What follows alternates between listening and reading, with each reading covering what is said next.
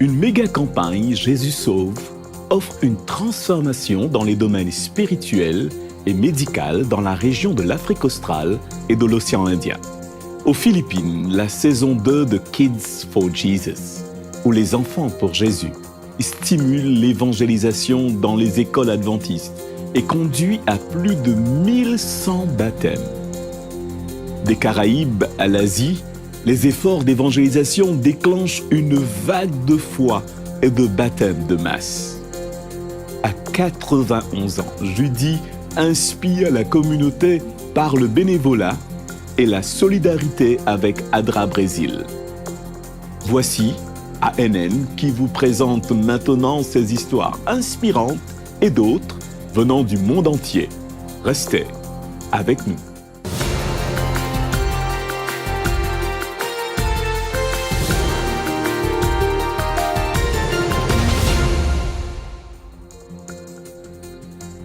Un mouvement d'évangélisation révolutionne les communautés de la région de l'Afrique australe et de l'océan Indien. Des médecins bénévoles et des professionnels de la santé ont rejoint l'Église adventiste dans une mission d'espoir et de guérison.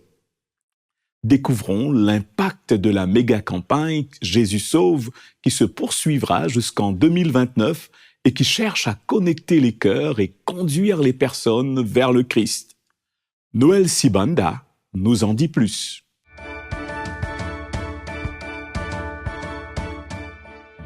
Le programme d'évangélisation de mars dans la division de l'Afrique australe et de l'océan Indien, baptisé Impact Zambie, a débuté cette semaine en Zambie avec plus de 900 sites d'évangélisation répartis dans les unions de fédérations du nord et du sud du pays.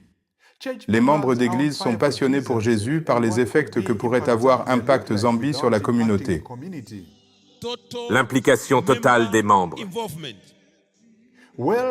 Ellen White, l'autrice inspirée, déclare « La méthode du Christ pour sauver les âmes est la seule qui réussisse. Il se mêlait aux hommes pour leur faire du bien, leur témoignant sa sympathie, les soulageant et gagnant leur confiance. Puis il leur disait « Suivez-moi ». C'est ce que font les membres d'Église pendant Impact Zambie. L'Église adventiste de Jacaranda s'est associée au Bon Samaritain sous le nom de la Fondation pour l'audition Starkey pour débloquer le secret d'une bonne santé et répondre aux besoins de la communauté. Nous redonnons à notre communauté, à notre Église, à nos compagnons de l'Église qui nous ont élevés et soutenus dans nos carrières et dans tout ce que nous faisons. Il est incroyable de savoir que l'équipe médicale au service de la communauté vient de pays aussi éloignés que Madagascar, le Burundi et le Libéria, pour n'en citer qu'eux, et leur mission est de se joindre à l'Église adventiste pour orienter les autres vers le Christ. L'audition est importante. Les gens pourront donc entendre la parole de Dieu. À l'Église, ils pourront suivre la prédication et entendre la parole. Pour les 2 prochaines semaines, la communauté recevra des soins médicaux gratuits de la vue, l'ouïe, des dents, des contrôles de la pression artérielle, entre autres tests médicaux. Sur le terrain, l'équipe médicale a eu l'occasion de mettre la théorie en pratique et de tester ses capacités.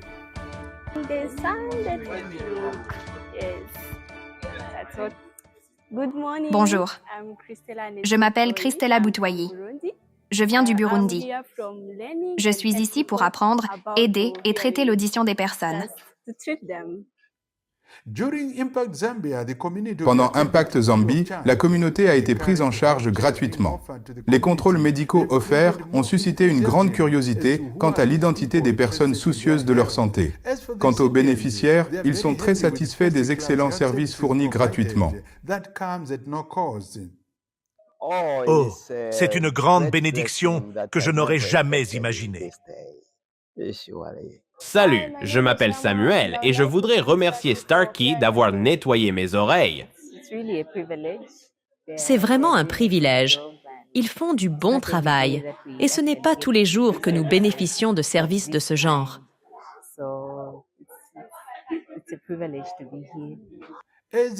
Alors que l'impact du programme d'évangélisation progresse, les dirigeants de l'Église sont très heureux de voir que cette campagne est à la hauteur de son thème « Jésus sauve ». La méthode du Christ seul. Jésus a commencé et mené son ministère en s'assurant de répondre aux besoins de la communauté. Et c'est fondamentalement ce que nous essayons de faire ici. Nous avons ouvert nos portes à la communauté pour qu'elle vienne faire des contrôles médicaux. Et pas seulement des contrôles physiques. Si vous vous promenez à travers les stands, vous verrez que nous essayons de mettre en valeur des conseils sur la nutrition jusqu'aux aspects spirituels. Le ministère de Jésus était celui de l'amour et de la compassion. Quelle meilleure façon d'imiter son ministère que d'agir comme lui.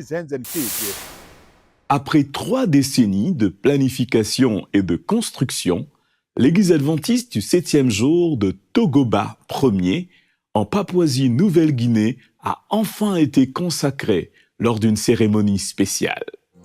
Ted Wilson, président de la conférence générale de l'Église adventiste du 7e jour, s'est rendu à Mount Hagen, province des Hautes-Terres occidentales, pour l'ouverture de l'église Togoba I, initialement commencée en 1986 comme un simple bâtiment en matériaux de brousse. Le rêve d'une structure permanente a émergé en 1995. L'ancien Nori, membre fondateur de l'église, a exprimé son excitation dans l'attente de ce jour. Le pasteur Solomon Paul, secrétaire local de la dénomination, a accueilli le pasteur Wilson et a souligné la croissance significative du nombre de membres à plus de 123 000. Avant d'inaugurer officiellement l'église, le pasteur Wilson a encouragé les membres à poursuivre la voie de leurs prédécesseurs en étant diligents et concentrés sur leur mission afin de transformer leur église en un pôle d'activité et de compétences où les vies sont transformées. Dans la ville paisible de Caçador, dans le sud du Brésil, un phare d'espoir et de bienveillance brille intensément grâce aux efforts de Judith Lima, âgée de 91 ans, affectueusement surnommée Judy. Pendant plus de 50 ans, Judy a été un pilier de l'action de solidarité adventiste grâce à son activité de couture, mais aussi en brodant le tissu communautaire. Je m'appelle Judith Farias Lima, j'habite à Caçador depuis 86 ans et j'ai 91 ans. Je me couche à 9h30. À ce moment-là, j'ai un temps de méditation personnelle allongé dans mon lit. Je prie pour tous mes souhaits de la journée et pour les sujets de prière de l'Église. À 6h30, je me lève, j'étudie la Bible et la leçon, je médite et je chante 3 ou 4 cantiques. Ensuite, je vais à la cuisine. Je prends mon café et un porridge. J'adore le porridge. Je suis allée à l'école jusqu'au cours moyen 2, mais j'ai toujours travaillé dans le commerce. Donc, ils disent que j'ai une très belle écriture et pensent que j'étais enseignante. Je dis, non, j'enseigne la Bible. Judy travaille dans la couture depuis l'âge de 14 ans. Elle a à la fois été diaconesse, directrice de l'école du sabbat, secrétaire d'église, enseignante de la Bible et trésorière. Pendant longtemps, elle a également été impliquée dans le groupe Dorcas, un rassemblement de femmes qui faisait des travaux manuels pour aider la communauté défavorisée. À 91 ans, Judy n'a jamais été mariée et se souvient avec un sourire de la raison derrière sa décision. Et je ne me suis pas mariée parce que je n'ai pas trouvé de fiancé à l'église. Je sortais avec un garçon catholique. Mais ça n'a pas marché. Quand j'ai accepté le message de l'Évangile, il s'est fâché contre moi. Ensuite, il a dit « On va se fiancer et on se mariera très vite ». Il voulait que je retourne à l'Église catholique, alors je lui ai dit de prendre sa petite bague et au revoir. Judy est fière de l'exemple qu'elle laisse. Elle a été la première exploratrice dans sa ville et révèle que son amour pour l'uniforme perdure et s'exprime par son soutien aux activités du club ou par la couture des uniformes. Son dévouement est immense. Entre ses mains, chaque point est une prière et chaque vêtement est un message d'espoir. Je travaille ici et le mardi, on va à Lhasa. Donc je couds ici à la maison, le jour de Lhasa, de 14h30 à 17h. Parfois, je couds même jusqu'au soir. Quand il y a des ventes, l'argent est reversé en nourriture, en panier alimentaire pour l'église. Et l'église fait des dons que les gens viennent récupérer. J'aime vraiment ce que je fais.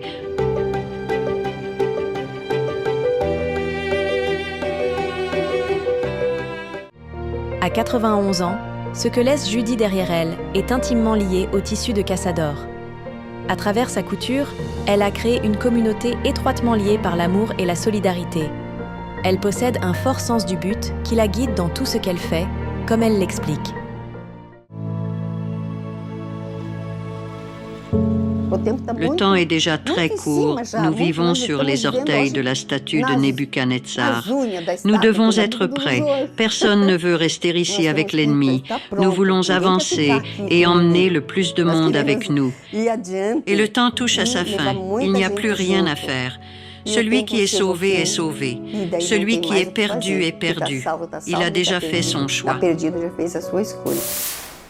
Dans cet épisode des portraits ANN, Alyssa Truman interviewe Merlin Butt, directeur de la fondation Ellen G. White. Il partage son parcours au sein de la foi adventiste et souligne l'importance des écrits d'Ellen White dans ses expériences. Je suis né à l'hôpital Saint Helena en Californie, juste en face de la dernière maison d'Ellen White à Elm Haven. Bien sûr, c'était longtemps après qu'elle y ait vécu. Genre, je veux juste m'assurer que nous savons tout ça. Mes parents vivaient là. Mon père était à l'université Pacific Union pour se former au ministère. C'est là que je suis né. Nous avons beaucoup voyagé, mon père était un évangéliste. Il faisait de l'évangélisation par le chant, puis est devenu pasteur. Nous avons donc déménagé et vécu dans beaucoup d'endroits différents, au Texas, puis en Californie. C'était difficile pour moi de devoir déménager trop souvent. C'était difficile d'être un enfant de pasteur parce que je n'ai jamais vraiment eu beaucoup d'amis à l'école. Ça m'a rendu compatissant envers les autres. Et il y a aussi les enfants de missionnaires. Ils ont chacun des dynamiques un peu différentes. Je pense qu'il n'y avait qu'une seule école où j'ai passé plus d'1 an. En fait, je crois que j'ai passé plus d'1 an seulement dans 2 écoles. Donc, je n'avais pas de racines. Comment cela vous affecte-t-il en tant qu'enfant? Ne pas pouvoir avoir ses amis proches? Ça m'a fait graviter. L'école n'était pas au centre de ma vie parce que je ne me sentais pas connecté. Les enseignants étaient importants. J'ai eu des enseignants variables, mais certains d'entre eux étaient bons. Et donc les enseignants sont importants. Pour suivre l'intégralité de cette conversation et bien d'autres, visitez notre chaîne YouTube officielle. Aux Philippines, un événement éducatif Kids for Jesus saison 2, où la saison 2 de Les enfants pour Jésus transforme des vies et des communautés. 106 écoles adventistes ont participé à ce programme qui va bien au-delà de l'enseignement traditionnel et qui met en exergue la croissance spirituelle et l'unité. Dirigé par le département de l'éducation adventiste, le programme d'une semaine proposait une variété d'activités, des études bibliques et des projets communautaires pour toucher les cœurs et inspirer au changement. Le point culminant a été la cérémonie de baptême. 1153 étudiants, parents et membres de la communauté ont accepté Jésus comme leur sauveur. Conduit dans une atmosphère joyeuse de célébration, le baptême a été diffusé par Hope Channel Philippines et a souligné l'engagement des écoles adventistes dans la formation spirituelle des enfants dès leur plus jeune âge. Les parents ont reconnu l'impact positif du programme, notant le développement des compétences en prédication, en animation et en chant chez leurs enfants, qui sont devenus plus expressifs et enthousiastes concernant les chants religieux. Le programme a eu un impact sur la vie spirituelle des communautés et a renforcé la foi et l'unité des familles aux Philippines. Nous nous rendons maintenant au Myanmar, un pays d'Asie du Sud-Est, où le département des ministères des femmes de l'Église adventiste du 7e jour de Yangon a organisé une convention de santé pour les femmes. La convention de 2 jours s'est tenue à l'église centrale de Yangon et visait à habiliter les femmes avec des connaissances essentielles en matière de santé et des stratégies pratiques pour promouvoir des modes de vie plus sains dans leur communauté. Environ 150 femmes de différentes régions à travers le Myanmar étaient représentées. La convention a présenté un éventail diversifié d'intervenants, y compris des professionnels et des dirigeants, qui ont partagé des idées sur les principales questions de santé des femmes. L'événement a remporté un vif succès et les participantes ont félicité les organisateurs pour leur engagement envers le bien-être et l'habilitation des femmes. Les dirigeants de la santé ont encouragé les participantes à continuer de plaider en faveur de la santé des femmes et de favoriser un changement communautaire positif. Dans le nord de Davao, aux Philippines, plus de 1200 personnes ont été baptisées et ont accepté Jésus lors d'une vaste campagne d'évangélisation. Le succès de cette initiative est attribué à l'implication totale des membres dans la diffusion du message évangélique.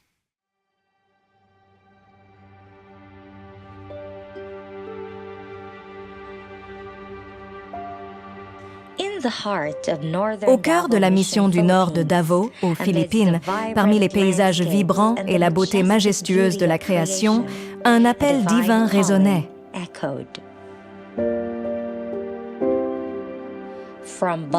Des villes animées aux villages reculés, des âmes se rassemblent sous l'étreinte de l'amour de Dieu, unies dans la foi et un but. Des réunions d'évangélisation dirigées par des laïcs se sont tenues dans 82 lieux, témoignant d'un humble esprit de communauté et de service. Du 17 au 23 mars, les cœurs et les esprits se sont unis. Des voix ointes, des instruments de la grâce de Dieu, des serviteurs rachetés comme le pasteur Rudy Satomoram, secrétaire de l'Association pastorale de la Division du Sud de l'Asie et du Pacifique. Nous vous remercions pour les responsables de la mission du Nord de Davao, les administrateurs, directeurs de département et tout le personnel. Pour tous les pasteurs, les anciens, diacres et diaconesses et également pour l'équipe des groupes de soutien. Nous voyons vraiment des effets concrets de l'implication totale des membres de cette mission. Pasteur René Rosa, vice-président, directeur de l'IEL et de la NDR de l'Union de Mission du Sud-Est des Philippines, et le pasteur Ray de la Cruz, secrétaire de l'association pastorale de la même union, étaient tous prêts à partager sa parole. They all stood ready to share his word. Non seulement notre visite a encouragé nos frères dans leur travail, mais nous, les pasteurs, avons également été inspirés, car nous avons vu l'accomplissement du travail.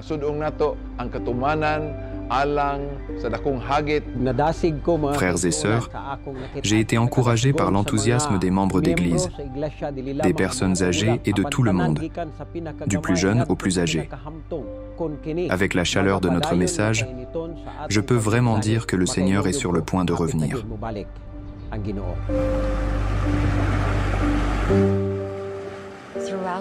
Tout au long de la semaine, la mission était claire: diffuser le message de la foi et de la communauté. Divisés en 4 groupes, ces individus dévoués ont parcouru la région, ne laissant aucune pierre non retournée dans leur quête pour atteindre chaque coin. À l'apogée de la campagne, dans 11 sites sélectionnés, les cœurs étaient émus et les âmes touchées, conduisant à 1226 baptêmes. À travers le dévouement infatigable et la foi inébranlable de ses serviteurs, les barrières ont été brisées et son amour a coulé librement. Des moments comme ceux-ci tissent des fils d'espoir et d'unité, nous rappelant la puissance de la croyance collective, car au cœur de chaque rassemblement réside la promesse éternelle de sa présence, de la rédemption et de la vie éternelle.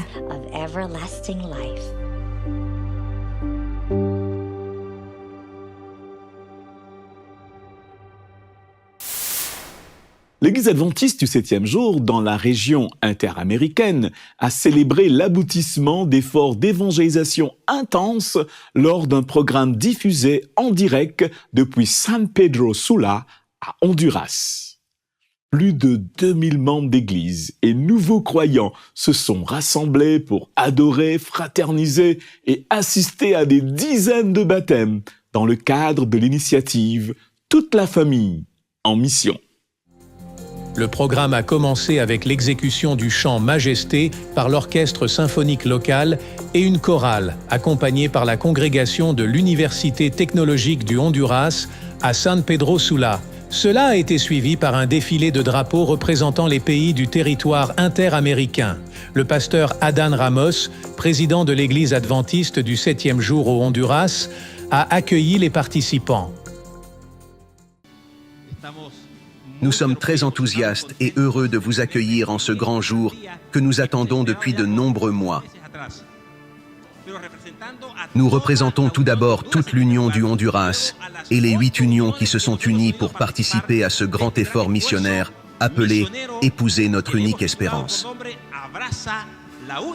Nous avons déjà commencé à apprécier et à nous réjouir de la façon dont des personnes ont été unies au Christ par le baptême et nous continuons à célébrer. Et ce matin, non seulement ici au Honduras, mais dans ces 8 unions, plus de personnes s'uniront à Jésus-Christ. Bienvenue à chacun et que Dieu vous bénisse. Lors de son message spirituel le samedi matin, le pasteur Eli Henry, président de l'Église adventiste du 7e jour dans la région interaméricaine, a encouragé les dirigeants, les membres et les nouveaux croyants à reconnaître la mission que Dieu a pour eux. Dieu a un plan très spécial pour toi, pour moi. Le pasteur Henry a appelé la congrégation à avancer avec Dieu malgré les défis. Dieu a une vision plus grande pour toi. Au-delà de ces problèmes, il y a Dieu et ce futur qu'il a pour chacun de vous. Avancez avec lui. Il veut faire quelque chose de spécial pour toi. Le programme s'est conclu par des centaines de baptêmes simultanés, à la fois sur place et à l'étranger, mettant en lumière le dévouement des membres et des dirigeants de l'Église à répandre l'Évangile dans leur communauté.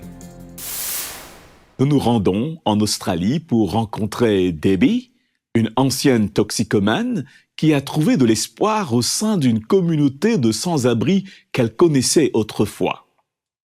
Soutenue par de nouvelles amitiés et forte d'un nouveau but, Debbie est en pleine transformation. J'ai toujours été rejetée de la société en tant que toxicomane, voyou, gangster, peu importe comment vous vouliez me qualifier. J'ai toujours cherché un endroit où m'intégrer.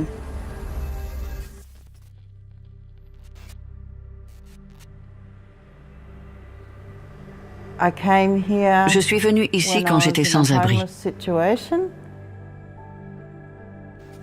Je m'appelle Debbie et j'ai été toxicomane pendant 48 ans.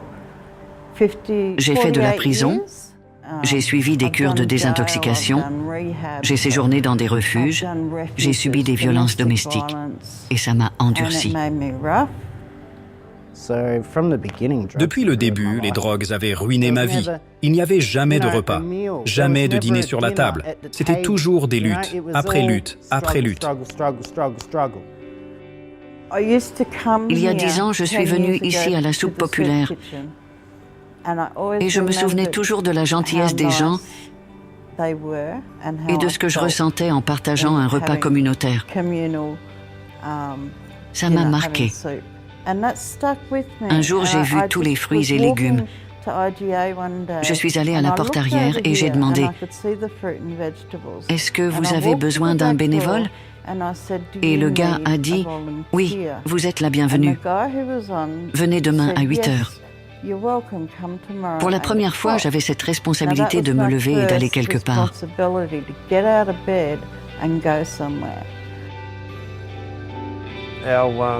Notre centre communautaire est à Gatton depuis environ 10 ans. Et depuis le Covid, nous n'avons jamais été aussi occupés. Lincoln et Debbie sont incroyables. Ils aiment être ici, et nous les aimons ici. Je me suis fait des amis ici qui ne se droguent pas et ne boivent pas. C'est la première fois de ma vie que je suis dans une communauté où on me respecte. Elle semble assez heureuse. Oui, moins de disputes. Elle est en très bonne santé. Je ne suis pas sûre si c'est à cause de tous les légumes que nous mangeons. Je me suis vraiment identifiée aux personnes affamées qui viennent ici. Et je les connais à cause du milieu dans lequel j'évoluais. Beaucoup de sans-abri et d'affamés. Je les connais personnellement. Pour moi, rentrer chez moi avec la conscience tranquille me permet de passer une excellente journée. J'ai rencontré une meilleure amie appelée Patty. Patty vient me chercher le matin, m'amène ici et me ramène chez moi. On me propose de sortir entre filles et c'est nouveau pour moi. Être simplement accepté est vraiment, vraiment génial. Peut-être que je pourrais réellement accomplir quelque chose pour aider d'autres toxicomanes et alcooliques. Je profite beaucoup plus de ma vie. Je sors beaucoup plus. Je grandis chaque jour. Et les gens autour de moi peuvent voir le changement. Je suppose que c'est une croissance spirituelle.